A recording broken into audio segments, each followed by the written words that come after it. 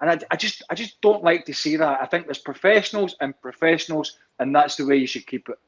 Did you not get a shirt? No, I didn't get a shirt. I never got a shirt. I wasn't interested. Funny enough, Augie, none of the Brazilians were interested in mine. I hear.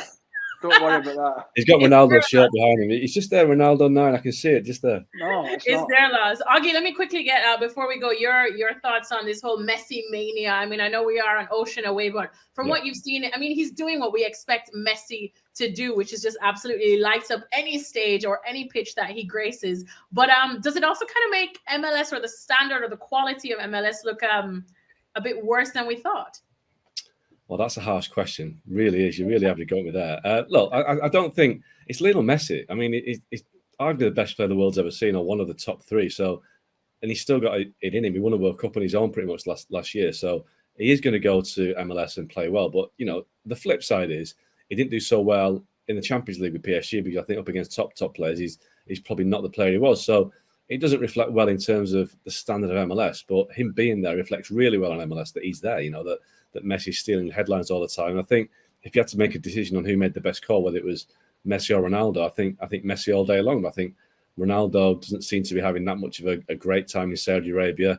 Look, they both went for the money. Let's not say that Messi didn't go to Saudi Arabia because he was doing it as a free hit to Miami. He's going to get well paid in Miami, so it was a money decision as well. But I think Messi took a lifestyle decision. I think he wanted to play in a different league. And I think, you know, I don't really have a problem with the whole fanboy thing, as he said. It's a strange phrase, but I don't have a problem with that, because this is Pele, Maradona level. And I think you talk to players who played in those eras, they are the icons of the game. And I think Messi's just a different level. I think, you know, it's not like you're talking about a player that's achieved nothing. He is one of the absolute greats. So for me, Mr. Miserable, as you say, Alexis, I'm quite happy with this. I don't really mind too much.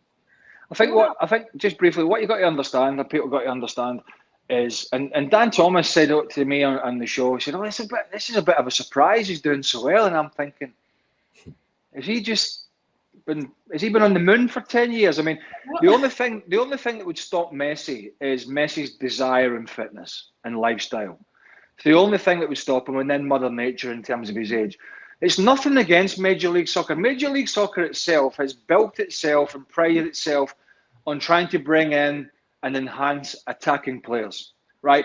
It has always been slow. And if you look at the DPs and all the players that they've brought in from abroad, very rarely is it a defender. I know you mentioned Giorgio Chiellini there, but very rarely has it been top quality defenders. So there's a dearth of that in Major League Soccer. They focus on different areas. That's the way they see it. So when you have Lionel Messi come in, and you remember what a guy in Giovinco did at Toronto to some of these defenders. And that was quite a while ago, but this guy wasn't getting a game in Serie A. And he came in and he made it look quite easy. So when you see Lionel Messi come in and you add it to all the points that I've just talked about, then this was always going to happen. And quite frankly, Major League Soccer, I'm sure, are excited by this. And it's the way their model has gone, is that they've focused on other areas, more in the attacking area, and that's left the defensive aspect of the game just slightly behind. And so Messi comes in, and guess what? This is a guy that's done it to some of the best defenders in the world for over a decade, and now he's doing it to guys that are not quite as good. It is hardly a shock. Alexis, as well, I was saying the Premier League's rubbish because Erling Haaland scores a lot of goals. I mean, certain players are at such an elite level that they're going to score goals and do well wherever they play. So I think you just have to accept that Messi is at that level, and you know he's always going to do well. And I think it's great to see. There is also, Augie, a lot of dross in the Premier League down that bottom end when you look at defenders. You've only got to look at that Everton back four. you and I could score against them.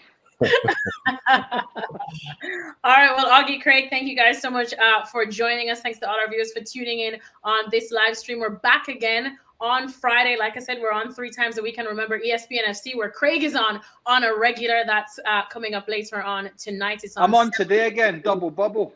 Oh, double bubble, so you can get a double dose of Craig Burley. Who wouldn't want that? Even I wouldn't want that.